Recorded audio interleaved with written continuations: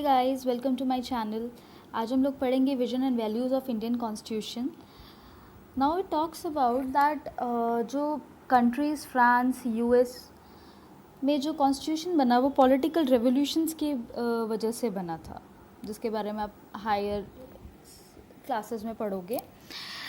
हमारी कंट्री में जो कॉन्स्टिट्यूशन की बनना शुरू हुआ वो कॉन्स्टिट्यूएंट असेंबली जब बनी उसके साथ उन्होंने बैठ के बनाना शुरू किया, जो काफ़ी विचार विमर्श करके काफ़ी लोगों का ओपिनियन लेके फिर बना। मैंने पिछली वीडियो में बताया था कि कॉन्स्टिट्यूएंट असेंबली हमारी बिफोर इंडिपेंडेंस ही बन चुकी थी, राइट। सो इसमें डिफरेंट रिप्रेजेंटेटिव्स थे। हिंदूज़ को दिखाने के, हिंदूज़ के ओपिनियन को रखने के लिए हिंदू लोग थे, मुस्लिम्स के रखने के लिए मुस्लिम लोग, Sikh, Anglo Indians, Christians, Harijans, Parsis. As we have already read about that India is a vast country with various physical, cultural and social diversities. So in this constituent assembly, Hindus were there, Muslims were there, Sikhs were there, Anglo Indians were there, Christians were there, Harijans were there, Parsis were there, right? कुछ इसके important eminent personalities थे, जैसे कि जवाहरलाल नेहरू, वल्लभ भाई Patel, Rajendra Prasad, Maulana Azad, K M Munshi, J B Kripalani, C Rajagopalachari, Pattabhi Sitaramayya, doctor B R Ambedkar, doctor S Radhakrishnan, M Gopala Swami Ayyar etcetera. और 15 females थी। So how many females were there? 15 female members थी इस कॉन्स्टिट्यूएंट असेंबली में, like Sucheta Kripalani, Sarojini Naidu, Rajkumari Amrit Kaur. Constituent assembly के बारे में आप लोगों ने जान लिया कि ठीक है, कॉन्स्टिट्यूएंट असेंबली बनी, इन्होंने कॉन्स्टिट्यूशन डिज़ाइन करना शुरू किया हमारा। Some ideals are included in the constitution of free India, like commitment to democracy and guarantee of justice, equality and freedom to all people. The makers of the constitution were also very much concerned about feeding the starved, भूखे लोगों को खाना मिले, clothing the naked, जिनके पास कपड़े नहीं उन्हें कपड़े मिले, and ending the exploitation of the already deprived and depressed section of society. जो हमारे कॉन्स्टिट्यूशन को बना रहे थे वो बहुत ज़्यादा इसके बारे में कंसर्न थे कि कोई भूखा ना रहे, भूखे को खाना मिले, जिसके पास कपड़े नहीं उसको कपड़े मिले, और एक्सप्लॉयटेशन ना हो हमारी कंट्री में जो डिप्राइव्ड और डिप्रेस्ड सेक्शंस है हमारी सोसाइटी के।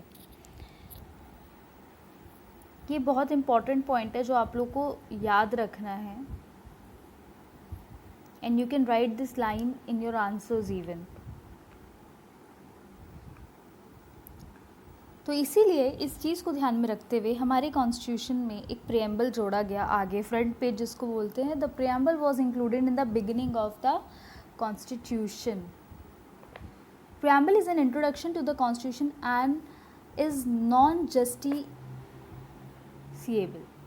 It contains the political philosophy, aim, objectives and basic purposes of the constitution. That means that हमारा जो प्रियम्बल है उसको जब भी देखते हो तो आपको एक जनरल आइडिया हो जाता है, एकदम से देखते हैं कि what are constitution is all about and what it talks about, right. So basically ये हमें it is a political philosophy, aims, objectives and basic purposes of the constitution. इसको हम soul of the Indian constitution भी कहते हैं। So remember this point that our preamble is also known as या also called as soul of the Indian constitution. And the code regard it as अ की to interpret the constitution. जो codes हैं वो इसको एक की मान के चलते हैं। Moving further, let's have a look to our preamble कि हमारा प्रियम्बल इस तरह का कुछ दिखता है। And what it is saying, we the people of India having solemnly resolved to constitute India into a sovereign, socialist, secular, democratic republic, and to secure to all its citizens justice, social, economic and political, liberty of thought, expression, belief, faith and worship, equality of status and of opportunity, and to promote among them all fraternity, assuring the dignity of the individual and the unity and integrity of the nation. In our Constituent Assembly, this 26th day of November 1949, do hereby adopt, enact and give to ourselves this constitution. So ये जो पूरा हमारा preamble है, इसमें जो last line लिखी है इसमें एक चीज़ बोला गया है कि do hereby adopt, enact and give to ourselves this constitution, मतलब ये हम संविधान अपने आप को दे रहे हैं, और ये we the people of India, मतलब हम अपने आप को ये कॉन्स्टिट्यूशन प्रोवाइड कर रहे हैं, अपने आप को ये कॉन्स्टिट्यूशन दे रहे हैं जिसके अकॉर्डिंग हमें चलना है। जो इसमें ब्लैक वर्ड्स में वर्ड लिखे हुए इंपॉर्टेंट, सॉवरेन जैसे वर्ड लिखा हुआ है, एक बहुत इंपॉर्टेंट सॉवरेन, सोशलिस्ट, इसका ना एक ये याद रखने वाली बात है ऑर्डर, पहले sovereign, then socialist, then secular, then democratic and then Republic.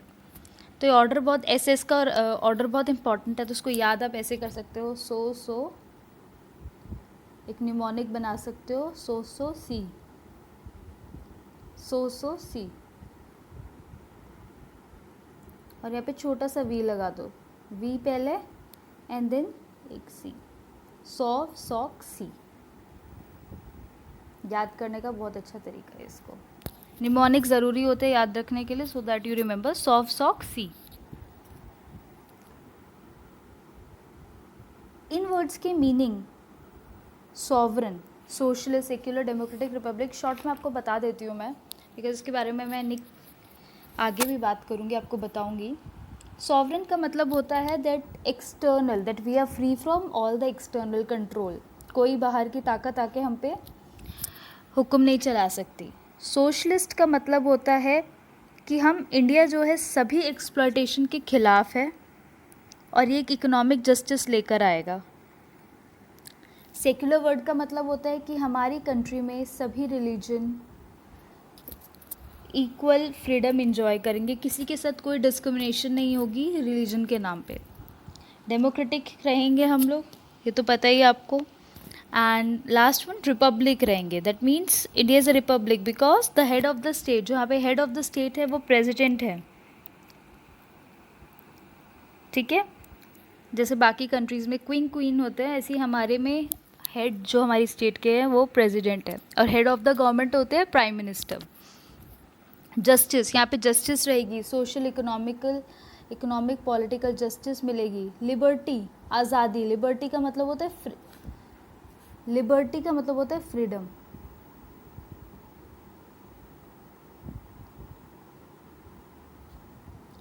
Equality, सभी स्टेटस में सबको इक्वालिटी दी जाएगी और अपॉर्चुनिटी सबको इक्वल मिलेगी।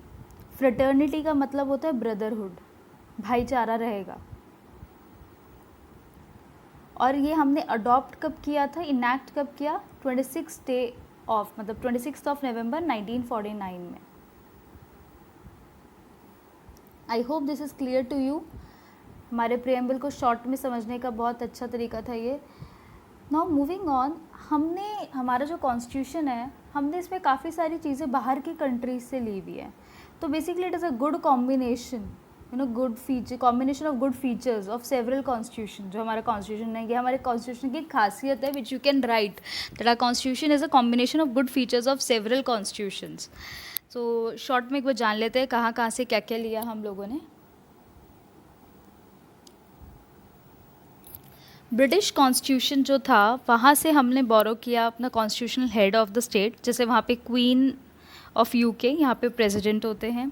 आइडिया ऑफ प्रियम्बल हमने वहीं से लिया। कैबिनेट सिस्टम का जो ये रहता है, ये भी हमने वहीं से लिया। बाईकैमरल लेजिस्लेचर का आइडिया हमने वहाँ से लिया। Making Lok Sabha more powerful than Rajya Sabha. Collective responsibility of council of ministers बनाए, लोकसभा स्पीकर हो, privileges of the members of parliament. ये सारे जितने भी हम पढ़ते हैं, जितने भी है हमारे इंडिया में, ये सब हमने ब्रिटिश कॉन्स्टिट्यूशन से अडॉप्ट किया है, बोरो किया है। Next one is American constitution से हमने क्या लिया है। अमेरिकन कॉन्स्टिट्यूशन से हमने लिया है रिटन कॉन्स्टिट्यूशन, वहाँ का कॉन्स्टिट्यूशन रिटन है, so we also wrote our constitution, पूरा लिखा गया हमारा कॉन्स्टिट्यूशन हिंदी इंग्लिश में। फेडरल सिस्टम, सारी पावर्स प्रॉपरली डिवाइडेड है, मतलब डिवीजन ऑफ पावर्स होता है। फेडरलिज्म का मतलब होता है division of powers. Head of the state called president, head of the state को प्रेसिडेंट कहा गया, हमारे इधर राजा या रानी नहीं बोला गया, प्रेसिडेंट बोला गया। Provision of supreme court, court एक सुप्रीम कोर्ट होना चाहिए। Provinces are known as states, जो प्रोविंसेस थे उनको स्टेट्स का नाम दिया गया। और Rajya Sabha in India represent states like the US senate, जैसे यूएस सेनेट होते हैं यूएस में, वैसे ही राज्यसभा के जो है वही रिप्रेजेंट कर रहा होता है। कनाडा के कॉन्स्टिट्यूशन से हमने लिया union of states, India is known as union of states. Constitution of Ireland, जो आयरलैंड का कॉन्स्टिट्यूशन था, वहाँ से हमने concept of directive principles of state policy. Directive principles of state policy भी होती हैं, जिसका जो आइडिया था वो हमने आयरलैंड से लिया. और कॉन्स्टिट्यूशन ऑफ यूएसएसआर से हमने लिया fundamental duties, which is very important. You must know this and you must remember this कि हमने फंडामेंटल ड्यूटीज़ जो है वो यूएसएसआर से ली है, right. I hope this topic which today we covered is clear to you.